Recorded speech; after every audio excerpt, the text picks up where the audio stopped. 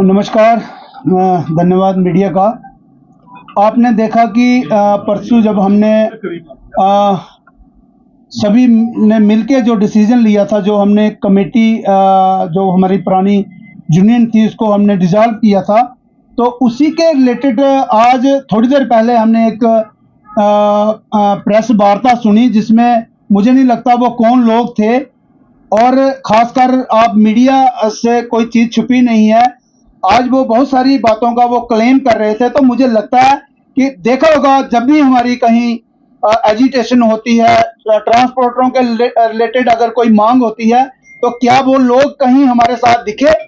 आज वो क्लेम करते हैं और समर्थन में आते हैं अजीत सिंह जी के, और मैं कुछ तथ्य आपके सामने लाऊंगा, क्योंकि वहाँ इल्जाम लगाए जा रहे थे कि इन कुछ ग्रुपों की इलेक्शंस नहीं हुई।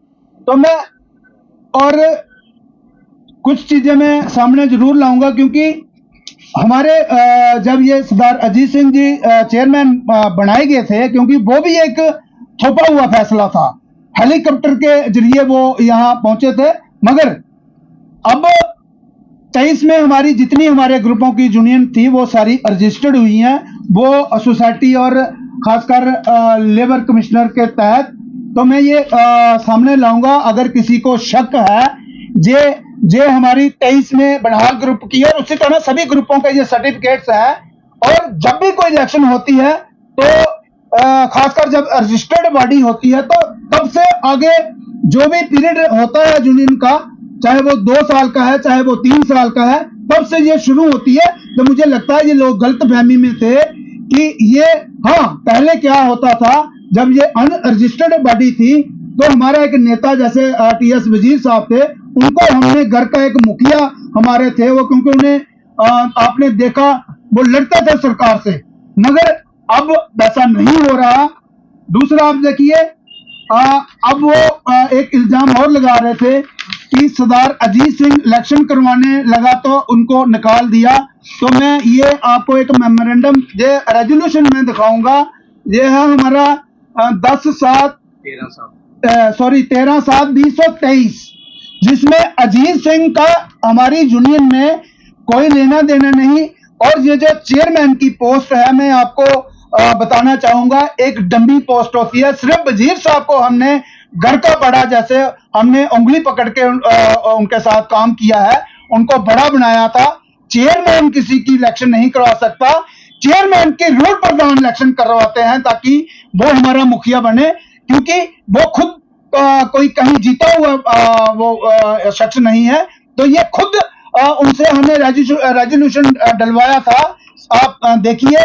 और ये पीछे साइन है, इसमें साफ तौर पे लिखा गया है कि मेरा किसी ग्रुपों से, मेरा किसी इलेक्शन से कोई लेना देना नहीं है, ना ही मेरे पास कोई पावर है कि मैं इलेक्शन करवा सकता हूं।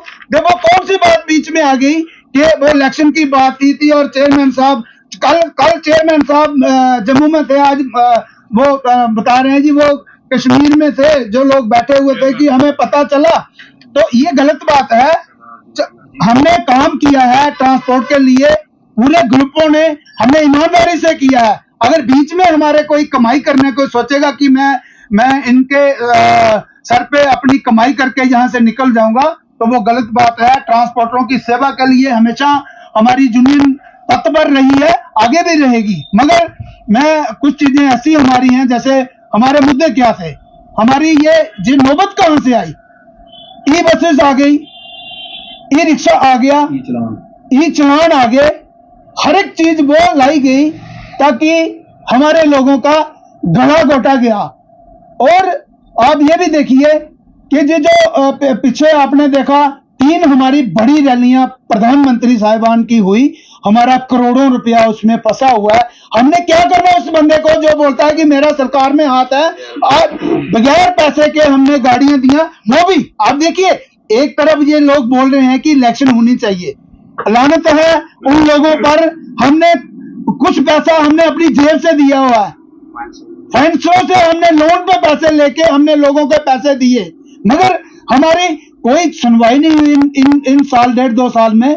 तो निर्णय हमें पूरी टीम ने लिया है, ये कोई अकेले बंदे का फैसला नहीं था, ना कि हमने सरदार अजीत सिंह को उतारा है, हमने पूरी टीम बर्खास्त की है।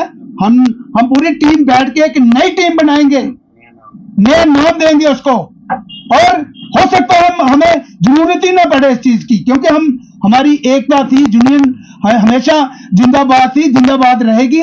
एक दो बंदे से अगर किसी को लगता है कि हमारा कुछ करने से कोई ये पूरी टीम को ये एक साइड ले जाएंगे, तो ऐसा नहीं हो सकता। 30 साल मैंने भी 30 साल दिए हैं। कश्मीर के लोग भी, जितनी हमारी टीम है, हम एक हैं और हमेशा एक रहेंगे। और लास्ट में मैं एक चीज जरूर कहूंगा, खासकर न्यूली जो हमारी सरकार बनी है, क्योंकि ट्रांसपोर्टरों के बहुत पेंडिंग हमारे मसले हैं, एलजी साहब से भी मैं अपील करूंगा, क्योंकि उनको भी कहीं गलतफहमी में रह के यहाँ कुछ बाहर कुछ अंदर कुछ, मुझे लगता है कि वो कहीं सरकार को वो बदनामी का कहीं दाग ना लगे। हमारी जो ट्रांसपोर्ट है, हमेशा जैसे मैंने कहा कि हमारी जो सरकार बनी है, बहुत सारे मसले हमारे हैं, भरोसा है हमें। हाँ, अगर ये हमें कोई तोहमत लगाते हैं कि ये लोग सरकार के हैं, तो बाद हमारी टीम एक मेमोरेंडम सरकार को देगी। अगर वो सरकार उस पर कार्रवाई नहीं करेगी, तो सबसे पहले आंदोलन में हमारी टीम एजेंडा उठा के आगे रहेगी।